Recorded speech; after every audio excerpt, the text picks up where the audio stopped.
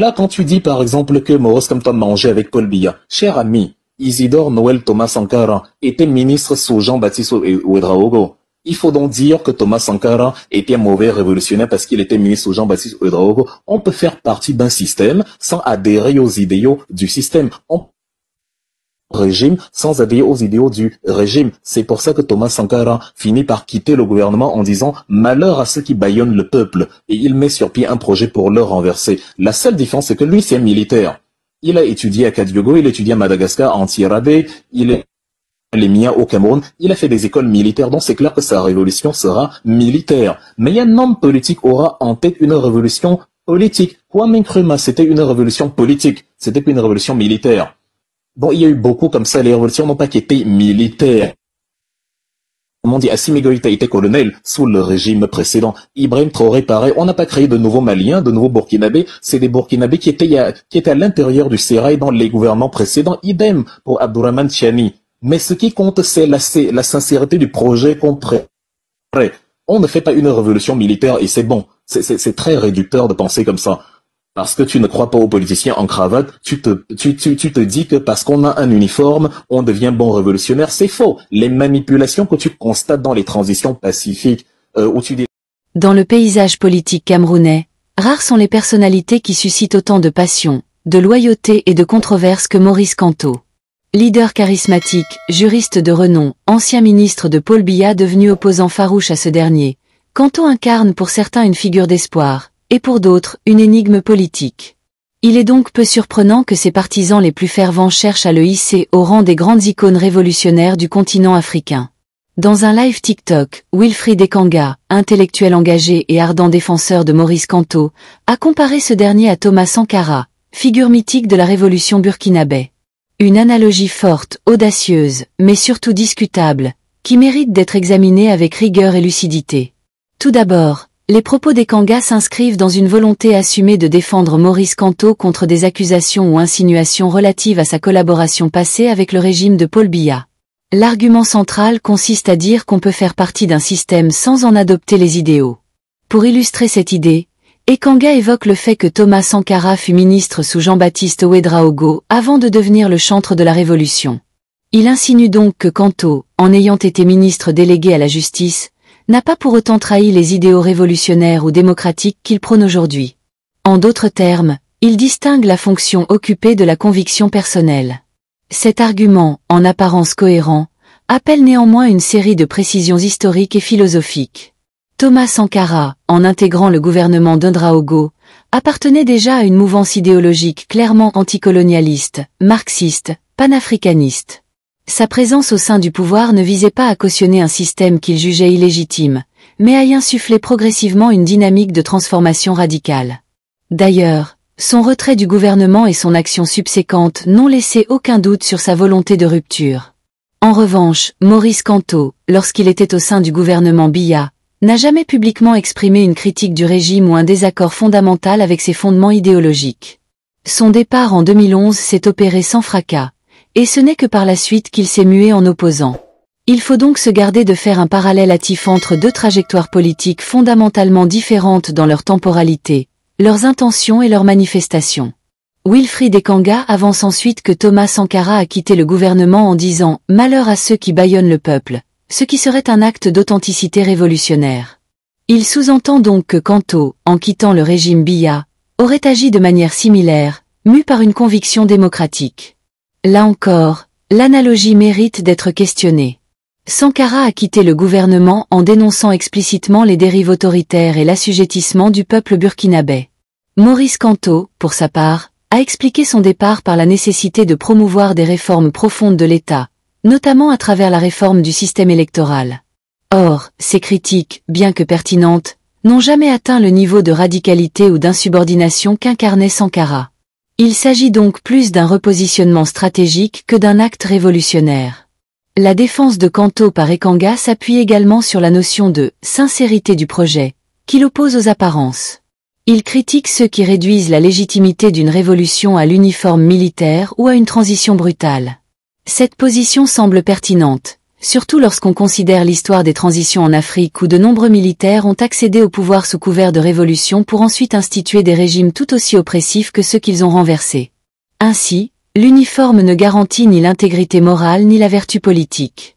Il serait donc injuste d'écarter Kanto sous prétexte qu'il porte une cravate et non un treillis. Mais l'inverse est tout aussi vrai. Ce n'est pas parce qu'un homme est en rupture avec le pouvoir qu'il incarne forcément un projet révolutionnaire. La sincérité d'un projet ne se mesure pas aux intentions affichées mais aux actes posés, au système qu'on cherche à renverser et aux méthodes utilisées pour y parvenir. Dans le cas de Sankara, la rupture fut totale. Réforme agraire, nationalisation des terres, rejet de l'aide internationale, combat acharné contre la corruption, promotion des femmes, suppression des privilèges des élites. Tout cela en 4 ans de pouvoir. Qu'en est-il du projet de Maurice Kanto? Certes, il prône l'alternance, la démocratie, la bonne gouvernance, mais à ce jour, il n'a pas décliné une vision révolutionnaire de la société camerounaise au sens transformationnel du terme. Il ne s'agit pas ici de nier la pertinence de ces propositions, mais de constater que leur portée reste réformiste, non révolutionnaire. Autre point soulevé par Ekanga. Il évoque les cas d'Assimi Goïta, Ibrahim Traoré et Abdourahmane Tiani, tous issus de régimes précédents, qui ont accédé au pouvoir par des coups d'État. Il souligne que ces figures, bien qu'ayant servi sous l'ancien régime, portent aujourd'hui un projet de rupture. Cela revient à dire qu'il ne faut pas juger un homme politique uniquement par son passé institutionnel, mais par la direction qu'il prend une fois émancipé du système. Cette idée est intéressante, car elle permet de nuancer les critiques contre Kanto sur son passé de ministre. Cependant, elle repose sur une vision idéalisée de ces militaires devenus présidents. Car si Goïta, Traoré ou Tiani se présentent comme des hommes de rupture, leur action réelle au pouvoir fait encore débat, lenteur dans les réformes, restriction des libertés, opacité des processus décisionnels. L'histoire dira s'ils étaient sincères ou simplement opportunistes.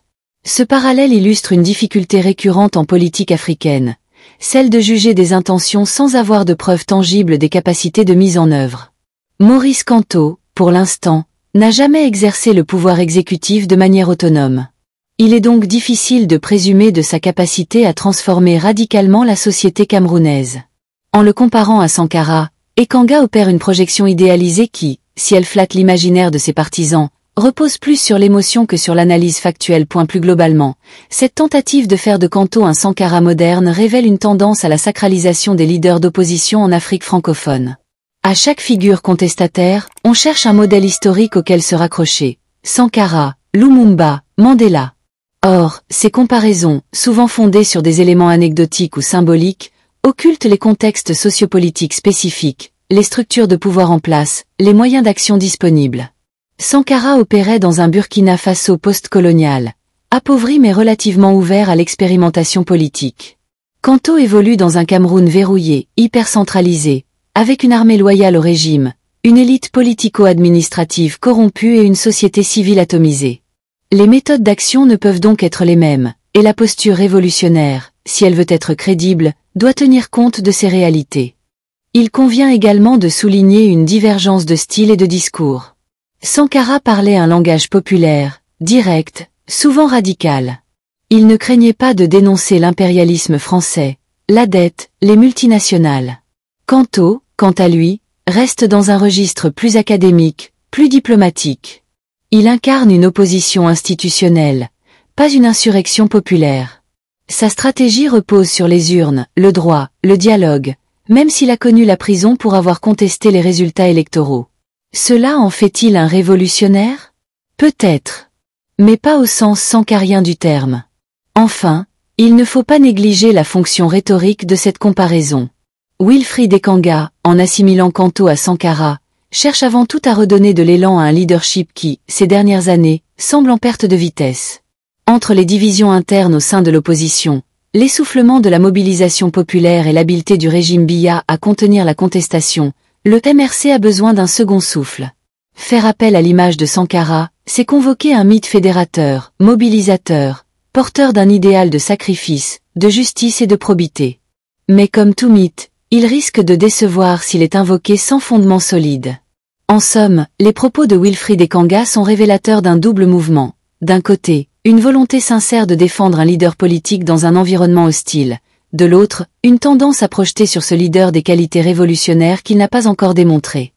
L'analogie avec Sankara, bien que séduisante pour galvaniser les troupes, reste fragile dès lors qu'on la confronte à la réalité historique, idéologique et stratégique des deux hommes. Il serait plus pertinent, pour les partisans de Kanto, de construire une identité politique propre, ancrée dans les réalités camerounaises, plutôt que de s'en remettre à des comparaisons flatteuses mais trompeuses. Le leadership de Maurice Kanto mérite d'être jugé à l'aune de ses idées, de sa cohérence, de sa constance, de sa capacité à fédérer, à résister, à proposer. Pas à travers un prisme héroïque qui peut vite se transformer en piège. Car le risque, en le comparant à Sankara, c'est de créer une attente disproportionnée, de susciter des espoirs que l'exercice réel du pouvoir ne saurait satisfaire. Et dans un pays comme le Cameroun, où la frustration politique est immense, jouer avec les symboles révolutionnaires peut être une arme à double tranchant.